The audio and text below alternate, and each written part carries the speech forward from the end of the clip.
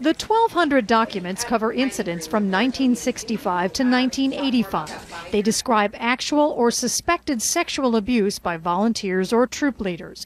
John Anderson says he was molested by a scoutmaster beginning in 1976 when he was 14.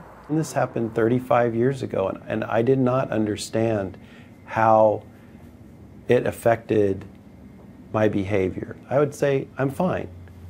When I first went into counseling, the counselor said, well, how are you doing with this? And I said, oh, I'm fine. And what did you figure out later? That I wasn't. That I had all this guilt, that I felt that I was responsible.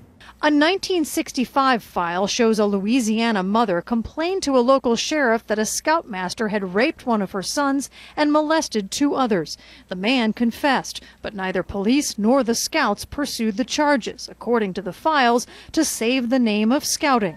The Boy Scouts of America now claims to have some of the best protection among youth groups in the country, with criminal background checks, training programs, and mandates to report actual or suspected abuse. Boy Scouts of America President Wayne Perry had this to say in an interview this week. To the extent that we fell short of protecting a youth, and we did fall short in some instances, we're profoundly sorry. And our job is to protect every youth. It's not enough to say we did a great job most of the time.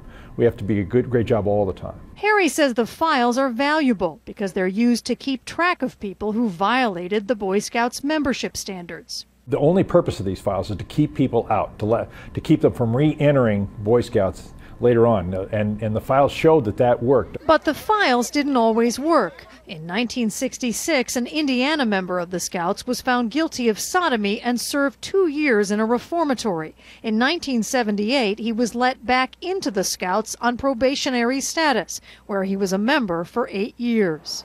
Anderson says a file on his abuser wasn't opened until years later.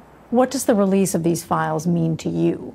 I think it shows that this country needs to do a better job of protecting its children. If we don't set up the protection for these kids, they're doomed. Now, the Boy Scouts issued a statement before these files were released, further apologizing and saying, in certain cases, our response to these incidents and our efforts to protect youth were plainly insufficient, inappropriate, or wrong. But Scott, since the files were kept secret for so long, in many of these cases, the statute of limitations has already run, and offenders cannot be charged with crimes. And it's worth noting that these days the Scouts have an Office of Youth Protection at headquarters. Anna, thank you very much.